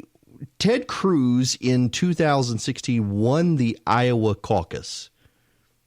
And he did so despite campaigning against ethanol and had the entire state political establishment lined up against him. In fact, some of them coming out for Donald Trump because of ethanol. Ethanol is a garbage fuel that is a complete sop to farmers. Ethanol wears out your engines. It's terrible. Wherever you can find ethanol-free gas, you should use it. And yet it is at this point a sop to farmers. Donald Trump now out on the campaign trail wanting to increase the use of ethanol solely to get Iowa's vote. Iowa and Nebraska, huge corn country. Well, one of the reasons that ethanol has become so prominent and entrenched, in addition to Chuck Grassley being an institution of the Senate, Iowa senior senator, is because of the Iowa caucuses. You go to Iowa and everyone pledges to make ethanol great again. That's why they came out after Ted Cruz so aggressively in 2016, is because he was pledging to end ethanol. And it's as the Iowa caucuses fade, there is less need to do it. And here's the thing. If I'm really honest about it, I suspect that in 4 years we'll be doing this all over again. I suspect that in 4 years we'll be complaining about Iowa's first in the nation status again. Iowa, it's actually one of my favorite places in the country. There is a place in Iowa. Oh, what is it called? Vintage, I think it is. It is. You go in this place, and they have the greatest fried. Iowa is known for its fried pork sandwiches. Essentially, they take a pork tenderloin, pound it paper thin, bread it, and fry it, and you get a tiny little bun, and it's like an 8x11 sheet of paper sticking out, and it's fantastic. It's a crispy pork sandwich, and there's this place in Iowa you can go in. And it's in downtown Des Moines. I believe the name of it's Vintage. I go there every time I'm in Iowa for the caucuses, and you can get every beer in the place has to be a beer that was produced in the 1970s. It's like Miller High Life and Miller Lite and Pabst and the like. And then you get these fried pork sandwiches and tater tots, and it's fantastic. It is I eat there once or twice every time I go to Des Moines for the caucus. And it's fantastic. The pig farming, the corn farming, it's fantastic. But Iowa's deeply unrepresentative of anything in America at this point. It is an all-white bastion that is slowly demographically changing. There are greater diversity in states. Now, this is part of Joe Biden's problem, is he's moving from Iowa to New Hampshire. Iowa is the first caucus, New Hampshire the first primary, and it, like Iowa, is a bunch of lily-white liberals. You got to then pivot to Nevada, which is a caucus, and South Carolina, both of which have shown promise for Joe Biden as more minority voters begin to participate. You've got to win minority voters to win the Democratic Party. And Biden potentially has an inroad there. But can he sustain it? I mean, Biden, the headline today should be that Joe Biden is wiped out. And the collapse of that app and the problem with the the problem with the headlines over how the Iowa caucus turned out will delay any coverage of Joe Biden's collapse, and that works to his advantage. That's one reason the Sanders people are so mad. They're mad at the Buttigieg people, and they're mad at the Biden people because they really expected to be able to take out Joe Biden. Remember, the significance of Iowa never really is who wins. It's always who loses. And Biden is the huge loser out of Iowa. Biden expected, frankly, to lose, even though they were saying he was going to win. Privately, the Biden team knew they hadn't put in the work in Iowa. And they've now gotten a complete pass on Iowa and the collapse of Iowa because, well, everything's overshadowed by a complete cluster in handling the app and the download. And this story is going to go on for days, even as the president takes the State of the Union tonight. Oh, boy. I would like to move on to other stuff, but the gifts just keep on giving. This has just happened on MSNBC. In chaos. We know this is a president that thrives in chaos. Yeah. I want to ask you, Zerlina, about this is something that came out of our entrance polling, and this caught my attention last night. This is Iowa caucus entrance polling. Here's the full screen. 35%. There it is right there. 35% of voters caucusing this year were first-time caucus goers. 44%. That was the number in 2016. Democrats have long leaned on President Trump being a motivator for voters. Those numbers don't bear that out. Should that concern Democrats? Yes, but I think for a different reason than a lot of folks probably will think. And maybe I'll be the only person to say this today. The Iowa caucus is essentially the perfect example of systemic racism. 91% of the voters in Iowa are white. The reason why you see a drop in turnout, I'm just speculating here, it could be perhaps that white children are not in the cages.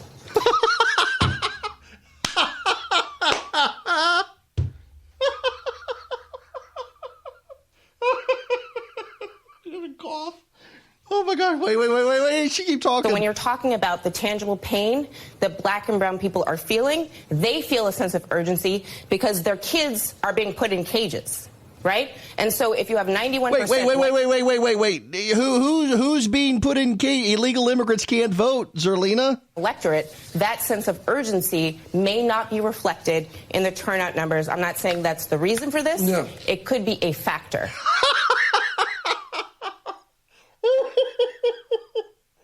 Oh my gosh, she's so serious when she says it. Why so serious? Oh my good. Okay, let's back this train up a little bit. Everyone knows going into Iowa, it is a seriously white state.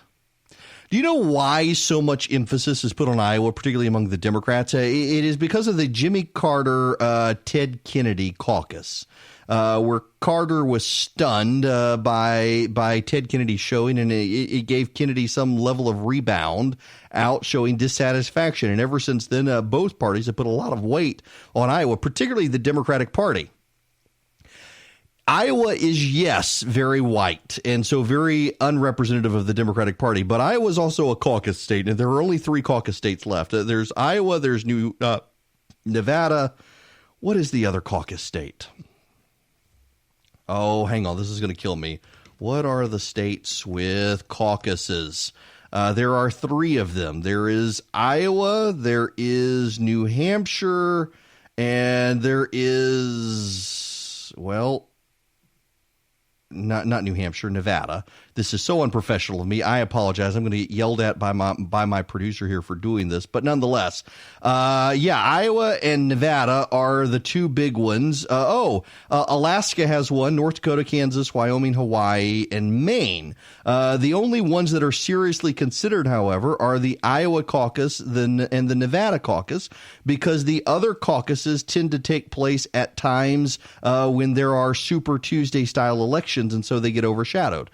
The reason the Iowa caucus is significant is because it is a show of organizational strength. You have to get people to show up.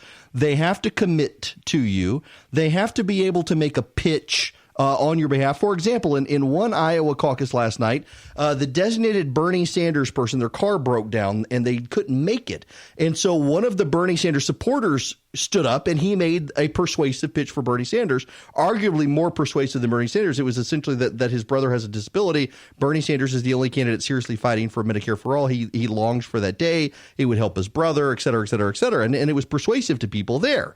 But it was a show of organizational strength, because you have to put in a ground game. To win the election in November, you got to have a ground game. So if you can put in a ground game in Iowa for the caucus, it's a good show of organizational strength for you. That's why there's so much emphasis on Iowa. It is first, and it is a show of organizational strength. And if you can put both together well, like Bernie Sanders did last night, you'd have a very good night. It has nothing to do with the racism. Part of the problem for the Democrats is there is a dissatisfaction of the candidates. There's nothing about this institutional or systemic racism having to do with lower turnout. The fact of the matter is it is low turnout in Iowa among the Democrats because a lot of Democrats aren't actually engaged with or excited by the candidates. 44% of voters who turned out in 2016 in the Iowa caucuses were first-time voters. Only 35% were last night, because there is an enthusiasm gap between the parties right now. Don't bank on that for November. Democrats will be sufficiently fired up in November, but it is a measure of Republican excitement for the president right now that the Democrats are in disarray. And they wanted to find party unity. They thought they could rally around Joe Biden, and Biden isn't pulling it off. And I've long maintained this is Biden's race to lose. And by God, it looks like he's going to lose it. Here's David Axelrod. Well, I mean, I think obviously Iowa being such a debacle is a huge story. But I think the biggest story is actually that the Joe Biden is coming in 4th or 5th place, right? And that the entire argument about electability means that you have to win. Now, that is Alexandra Rojas. That is not David Axelrod. He's about to speak. And he's not going to have a strong performance. And a lot of people will try to minimize, I think, the result of that. But the reality is that the Democratic frontrunner, the former vice president of the United States, we don't know, is not. Yeah, we don't know, but he's. We don't know. Well, we have some intimation that he did very, very poorly. Right. And anecdotally last night. That's a fair assessment. And anecdotally last night, as we were watching the results come in, I think caucus site after caucus site, there was a dampening and enthusiasm. And I think the reality of what last night showed is that there are two progressives that have come out in the top 2 or 3, and that it's incredibly huge for this moment that the United States wants big ideas, big structural change. But look, the frustration of being factless, we're going to take a quick break here. Those poor people at CNN, they have been on air since it is daytime in Iowa. I have been there. I have done that. It is exhausting. It's also a lot of fun. There's one caveat, though, and I didn't mean to spend the entire time on this topic today, but it is such a big story today with so much other stuff at play as well. We'll get into some of the Georgia news here in just a minute. One of the things that we need to appreciate, and Peter Hamby from, of all things, Snapchat, used to be with CNN, has pointed out, is that all of the major media locations in Iowa were in urban and suburban areas. So take Drake University. You're absolutely right that Pete Buttigieg and Bernie Sanders are going to do excellent in an academic setting. Sanders and Warren did very well in Drake. Pete Buttigieg came in 3rd at Drake University's campus. Of course, white academic liberals love the progressives and love having a gay millennial on the ballot. That's just fact. But what about the voters in rural Iowa? There are 1,700 precincts, and the media gave attention to maybe 20 of them. Now, they're disproportionately huge, so they will have a disproportionate impact. But there are a lot of rural Iowa counties that were completely ignored by the media. And what about them? And it looks like Joe Biden had a bad night in Iowa last night, and he probably did have a bad night in Iowa last night. And the level and depth of spinning from the Biden campaign suggests that they know it was a bad night and they need to move on very quickly. But we don't fully know what happened. We really don't have the full depth of what happened last night to Joe Biden, and we're not going to know for some time. Again, the president is giving the State of the Union tonight, and then he's going to be acquitted of impeachment tomorrow. And then what happens the next day? The next day is the National Prayer Breakfast. And all of these things are going to overshadow the headlines coming out of Iowa, and that gives Joe Biden a lifeline. Now, his team was pushing very hard from New Hampshire. They already moved to New Hampshire. Last night, before it was even over, he spoke to the crowd, got on a plane, flew to New Hampshire, and now his team is pushing very hard today. Joining me now, Deputy Campaign Manager and Communications Director for the Biden campaign, Kate Bedingfield. Good morning, Kate. Why did your campaign send this letter? Isn't it exactly what President Trump wants, to paint this picture that the Democratic Party is a mess and can't get its act together? No, of course not. We have some real concerns about some of the issues with the process last night. I think we obviously have all seen that the app failed. Precinct captains weren't able to report out their totals. Obviously the phone system also failed. You heard previous reporting about people not being able to call in their results, getting frustrated, hanging up. And then this issue of the paper trail, which you guys were just talking about. We don't have indication from the Iowa Democratic Party that they have the paper trail on each of these votes. And that's supposed to be, the backup, the reassurance behind the app. So those things taken together, we think, raise some real concerns about the integrity of the process. And obviously, we believe that Iowa voters and voters across the country should feel confident that the process was fair. And so we're asking the Iowa Democratic Party to address some of those issues before they release any official data. Given what just went down, in your mind, is this the last time the Iowa caucus should kick off the election season? Well, I think anybody who watched the process last night would come away with it with concerns. You think? Man, they are out to kill the Iowa caucus. Here's what actually they want is Hawaii has a caucus. So in January, when the voting starts, why don't we do the Hawaiian caucus first? I would go to I've never been to Hawaii. I'd go to the Hawaiian caucus.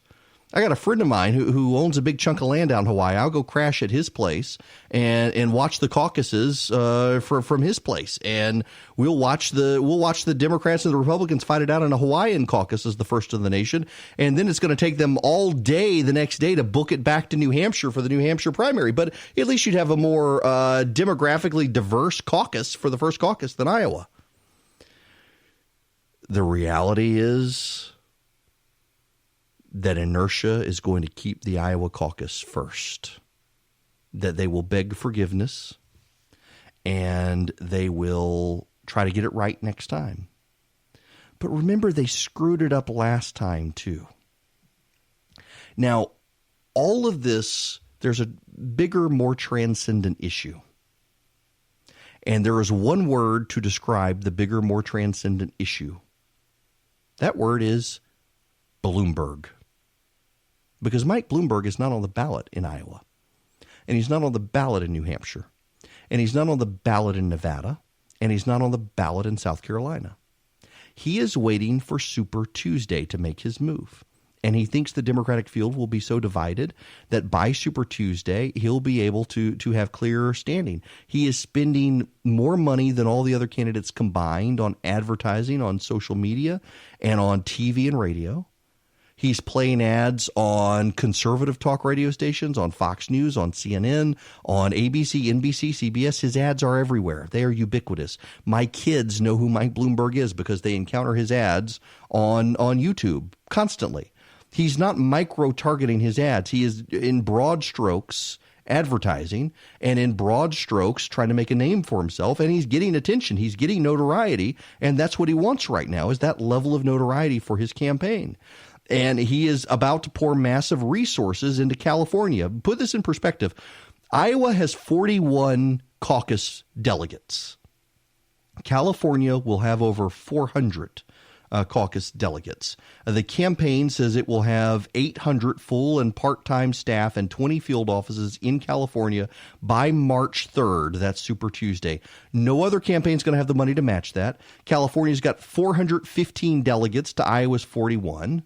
His staff, who a lot of them work for Barack Obama, says we have staff in 35 states. There probably isn't a state in the country that's not going to get some of our advertising besides the first 4. So a lot of people thought he was nuts in doing this. I did too, but he's spending so much money. Look at poor Tom Steyer, who's actually a bigger billionaire than Bloomberg, but isn't willing to do what it takes to win. Bloomberg is doing what it takes to win. He's pouring his money into a national advertising campaign, pouring his money in. And he's skyrocketing in the polls. He's ahead of Buttigieg in national polling. And Buttigieg is going to have to come up with a way to combat that. Bernie Sanders is the only one who has a message and base who can. Bernie Sanders' base, they are ideological warriors. And they're going to be opposed to a billionaire buying the Democratic nomination. And that will help Bernie Sanders. That's going to hurt Joe Biden. This is Biden's race to lose. It really is Biden's race to lose. He's the Barack Obama's vice president of the United States. He has approval rating in the black community. It was 52% of black voters want Joe Biden. But Biden's running out of money. He's running out of runway. He's running out of time. And Bloomberg has an unlimited pool of money. He's not even taking campaign contributions. He's got billions of his own money to spend, and he intends, by God, to spend that money. And that's going to shake up the race. It's why Iowa doesn't really even matter this year. Because Bloomberg, again, he's not in Iowa, New Hampshire, Nevada, or South Carolina. Those are the first 4 states. He's not in any of them. And now, by the way, the Democrats have altered the debate rules so Bloomberg can get on a debate stage where Cory Booker couldn't, Kamala Harris couldn't, Tulsi Gabbard couldn't, Andrew Yang couldn't. They've been able to shape the rules to prevent the diverse candidates from getting on stage to make it an all-white panel. And now that these people are dropping out, they're like, oh, yeah, we'll let all of them come on, including Mike Bloomberg, who will be on stage for a debate in California. And we'll get all sorts of eyeballs watching him. It's going to be impressive to behold. And it's also going to be bad for all the other candidates. It might actually wind up being really good for Donald Trump. I want to go here right now, and it pains me to have to do this. Today is World Cancer Day, and it comes the day after finding out that Rush Limbaugh has lung cancer. And I want to tell you guys that a lot of people use the word friend, and I actually do mean it. He has been a mentor for me for a very long time. Before I got into talk radio and was running redstate.com, Rush was a huge encouragement. We got to know each other when I was at Red State. We met for the first time at CPAC years ago when I was at Red State. He knew I was going to be there and reached out and said he'd love to meet. Met him, met Catherine at CPAC. It's been years ago now, and I remember one night in New York City, I was very frustrated. CNN wanted me to come work for CNN, and Fox News wanted me to go work for Fox, and I got competing very good offers and was very frustrated and really felt caught in the middle and competing agendas from people. And I sent an email randomly to Rush venting about the conundrum, and he wrote back and said, I will give you advice. And we had an email exchange. He doesn't talk on the phone very much for obvious reasons. We had an email exchange that went on for a while that night, and he convinced me I needed to go to CNN. And I literally wound up going to CNN because of Rush Limbaugh.